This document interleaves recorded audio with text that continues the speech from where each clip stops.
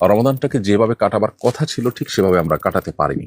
এই আফসোস নিয়ে আমাদের রমাদানকে বিদায় দিতে হয় এবং পরবর্তী রমাদানে ভালো কিছু করার তৌফিক পেলে আল্লাহ হাতে বাঁচিয়ে রাখলে আমরা করবো, সেরকম ইচ্ছা রেখে আমরা সাধারণত রমাদানকে শেষ করি।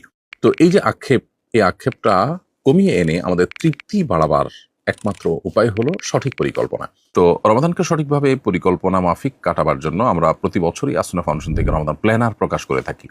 আলহামদুলিল্লাহ এবারও সেটি প্রকাশ হয়েছে, বরং এবার এটাকে দ্বিগুণ কলেবরে করা হয়েছে। আগে রমাদান প্ল্যানার ছিল 30 পৃষ্ঠা, এটা হলো 60 পৃষ্ঠা, অর্থাৎ প্রতিদিনের জন্য 2টা করে পৃষ্ঠা। এবং এবার যে নতুন করে যুক্ত করা হচ্ছে তাহলে মানে 77 শাখাকে 30 রমাদানে ভাগ করে দেওয়া হচ্ছে। পুরো প্ল্যানারটা আপনি যদি কমপ্লিট করেন এই রমাদান জুড়ে, তাহলে রমাদানের 77 শাখা আপনার আত্মস্থ হয়ে যাবে। সে সাথে এই 30 দিনের জন্য 30টি অবহেলিত সুন্নাহ, যেগুলো আমাদের সমাজ থেকে হারিয়ে যেতে বসেছে, সেই সুন্নাহগুলো আমরা এখানে উল্লেখ করে দিয়েছি। এরকম 30টি সুন্নাহ আছে, সেগুলো ইনশাআল্লাহ রপ্ত হয়ে যাবে। এর বাইরে এবার আয়াত, হাদিস, দোয়া এগুলোর মধ্যে আমরা নতুন নতুন এনেছি, অর্থাৎ আগেরগুলোর জায়গায় নতুন নতুন কিছু আয়াত, নতুন নতুন হাদিস এবং দোয়া আমরা উপস্থাপন করেছি। এর বাইরে লাইলাতুল কদর এবং ইতিকাফের জন্য আলাদা করে 2টি পেজ যুক্ত করা হয়েছে এবং সেখানে গুরুত্বপূর্ণ কিছু ইনফরমেশন আপনাদেরকে দেওয়া হয়েছে।